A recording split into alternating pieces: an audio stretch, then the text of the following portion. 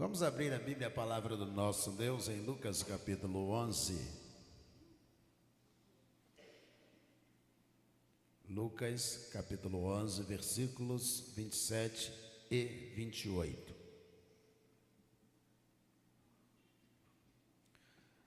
Aconteceu que, ao dizer Jesus estas palavras, uma mulher que estava no meio da multidão disse a ele, erguendo a voz: Bem-aventurado o ventre que concebeu você e os seios que o amamentaram. Jesus, porém, respondeu: Pelo contrário, mais bem-aventurados são os que ouvem a palavra de Deus e as guardam. Vamos orar? Senhor, muito obrigado, ó Deus, pelo dia de hoje. Obrigado pela oportunidade de tantas vezes, ó Deus, poder estar no gabinete orando com tantas pessoas. Obrigado, ó Deus, pela comunhão, que o Senhor possa nos abençoar. Cada um de nós, ó Deus, saindo da sua atividade e vindo à casa do Senhor para ter um encontro contigo. Mas, ó Deus, todo o nosso esforço, ele só é recompensado pela manifestação do Senhor, falando, ó Deus, aos nossos corações. Por isso, ó Deus, nós te pedimos que tu venhas tomar-nos, ó Deus, e abençoar-nos, ó Deus, nesta hora, em nome de Jesus. Amém. Amém ou não amém? Amém. No capítulo 11, Jesus começa este capítulo falando sobre oração. Jesus ensina os discípulos a orar, a oração que nós conhecemos como oração do Pai Nosso. E Jesus então enfatiza com eles a respeito da oração, porque eles gostariam de aprender a orar. Eu acredito que, vendo o que Jesus estava realizando, os discípulos começaram a pensar: nós também podemos fazer estas coisas, mas nós não sabemos orar o suficiente para que façamos estas coisas que Jesus faz. E eles fazem um pedido a Jesus, tanto em Mateus lá 6, como aqui também em Lucas capítulo 11. Eles dizem: Senhor, ensina-nos a orar. Em outras palavras, faz com que a gente também tenha esse poder de fazer as coisas que o Senhor está realizando. E a Jesus então ensina a oração, conhecida como oração do Pai Nosso. Logo a seguir, Jesus conta uma parábola que diz que um homem está dentro de casa e há um amigo, em algumas versões aí, o amigo que incomoda, outro amigo incompassivo, amigo, diferentes maneiras as traduções bíblicas classificam este amigo, mas a verdade é que diz, Jesus está falando sobre a oração. Qual homem que já deitou, apagou a luz da sua casa, está pronto para dormir, já está na cama com a sua esposa, e o vizinho vem bater a porta, diz: meu vizinho, me socorre aí que eu recebi uma visita e eu não estava preparado para receber essa visita, eu queria pedir que o Senhor me recebesse. Jesus está falando de oração. E você lá da cama, você grita dizendo assim: já está tarde, eu tenho direito de dormir, não me incomoda, deixa que eu durma. E Jesus diz: em verdade vos digo, que se não pela misericórdia, se não pela prontidão em atender aquele homem, ele vai acabar atendendo, porque ele também precisa dormir, ele precisa fazer o seu descanso. E se aquele amigo não for embora, ele não consegue descansar. Então ele vai acabar, por causa do incômodo do amigo, da insistência na oração, ele vai acabar levantando e atendendo a este amigo. E logo a seguir Jesus volta a encorajar no versículo 9 a respeito da oração. Jesus vai ensinando, e aí entre a multidão, alguém da multidão diz: esse homem não é de Deus, esse homem tem um espírito das trevas, tem um espírito de Belzebu. E aí Jesus, há uma discussão entre eles, mas Jesus disse: olha, se o espírito não fosse do reino de Deus, não poderia fazer as coisas. Você já viu um demônio se levantando contra um demônio? Se isso acontecer, o próprio reino vai ser destruído. E a minha pregação é do reino dos céus contra o reino das trevas. Jesus insiste com eles a esse respeito, e que chega finalmente aos versículos que nós lemos. E uma mulher, quando escuta Jesus ensinando com tanta propriedade, com tanta profundidade, e ela diz assim: bem-aventurada, e a mulher que o ventre gerou esse homem, Bem-aventurada a mulher cujos seios amamentaram esse homem, ou seja, feliz é a mulher que deu à luz esse homem, que tem um conhecimento extraordinário do reino de Deus. E aí Jesus olha para ela no meio da multidão e diz: eu digo a você que os bem-aventurados, ou mais bem-aventurados, são aqueles que ouvem e guardam as palavras dos céus, ou do reino de Deus. Jesus, ele tem sua vida toda voltada para o reino de Deus. O tempo todo ele está focado na sua missão. O tempo todo ele está pronto para poder desenvolver, para realizar, para efetuar, cumprir o querer do coração de Deus. E sempre que isto é colocado em xeque, em dúvida, Jesus está pronto para dizer: não, bem-aventurado, feliz é aquele que está voltado, que tem a sua vida e pensa no reino de Deus. Fique pensando você e eu, quando Jesus é tentado em Mateus capítulo 4, e ele é levado do 1 ao 11 para ser tentado, e quando tentado, Satanás diz a ele: eu te dou toda a riqueza da terra, se você se ajoelhar aqui agora e você me adorar. Jesus tinha todo um lado humano.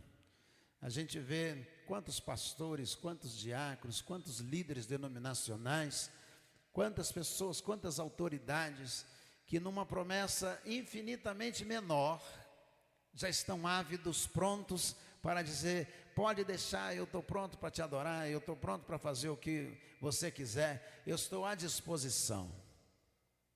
Jesus simplesmente, ele repreende usando a palavra de Deus, dizendo: não somente o Senhor teu Deus adorarás, e somente a Ele servirás. Jesus tem uma mente integralmente, desculpem se o sufixo coincide, Jesus tem uma mente integralmente voltada para a sua missão, para o reino de Deus. Ele nos convida a pensar o tempo todo o reino de Deus, a viver o tempo todo o reino de Deus. Quando os discípulos estão ali e aí eles voltam com o alimento que a multidão estava precisando, Jesus disse: eu tenho uma comida que vocês não conhecem. E aí eles conversavam entre eles: será que ele arranjou alguma comida? Jesus, ele insiste ainda no evangelho, dizendo: porque a minha comida e minha bebida é fazer a vontade daquele que me enviou. Quando Jesus está ali diante da multidão, os irmãos de Jesus vão buscar Jesus, aqueles de Marcos capítulo 6, versículo 3, eles vão lá e eles querem levar Jesus para casa, eles querem a todo custo que Jesus pudesse estar em casa. E aí alguém se aproxima e diz: aí fora estão os seus irmãos, eles vieram buscar você. E Jesus disse: a sua família veio te buscar. Jesus disse: a minha família é formada por aqueles que fazem a vontade de Deus. Esse é o grande desafio, é pensar Deus, viver o reino de Deus durante todo o tempo, toda a vida. Não se beatificar, não se alienar, mas estar em sintonia com o mundo que você está vivendo, mas pensando o tempo todo no reino de Deus.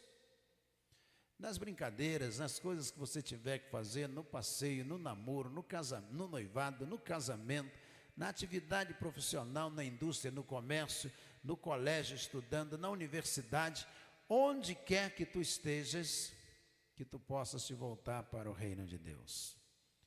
A mulher olhou para Jesus e vendo tanta sabedoria, ela pensou logo na mãe de Jesus.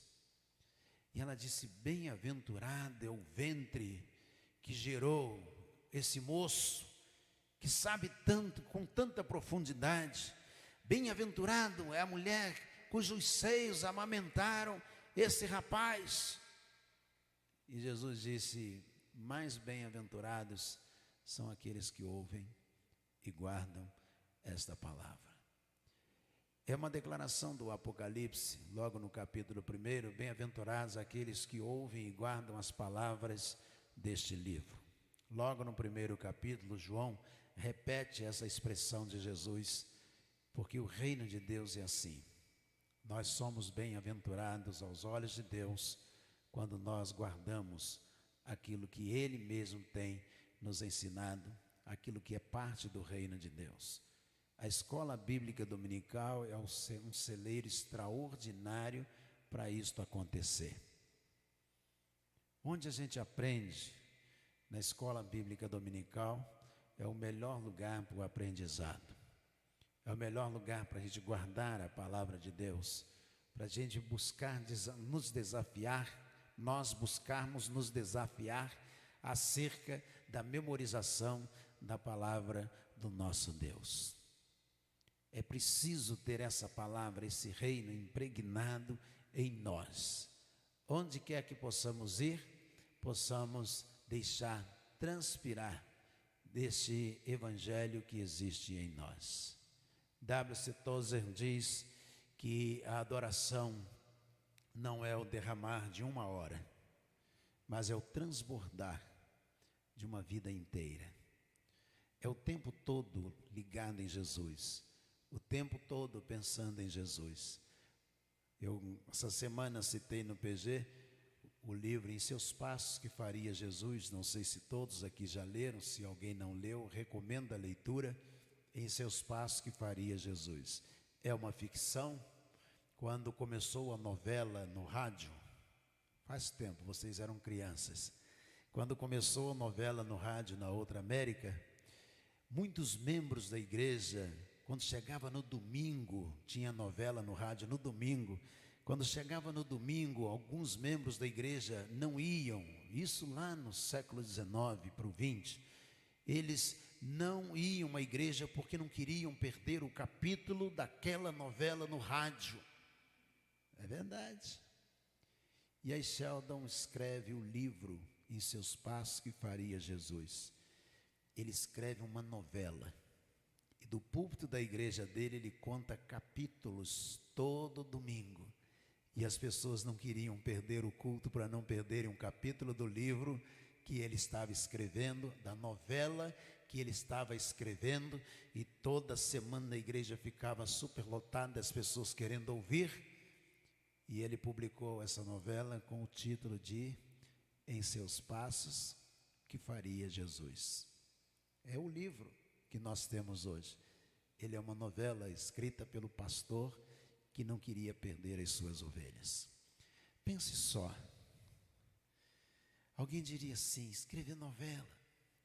Mas aquele homem estava tão ligado ao reino de Deus, tão ligado às coisas de Cristo, tão ligado à igreja, ao pastorado, ao pastoreio da igreja, que ele pensou, o problema é novela?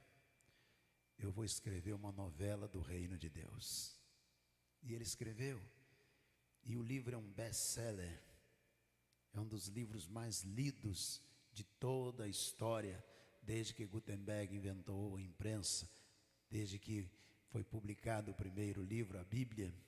Esse é um dos livros mais lidos, fica abaixo de O Peregrino, de John Bunyan. É um dos livros mais lidos, é uma novela. Mas por que ele escreveu uma novela? Porque ele está tão ligado ao reino de Deus, que ele disse, pode existir uma novela para o reino de Deus. Pode ter uma reunião, um aniversário, um passeio, um noivado, um casamento, tudo para o reino de Deus. Esse é o segredo da vida cristã. Voltar, fazer todas as coisas convergirem para o reino de Deus. Seja elas quais forem, convergirem para o reino de Deus.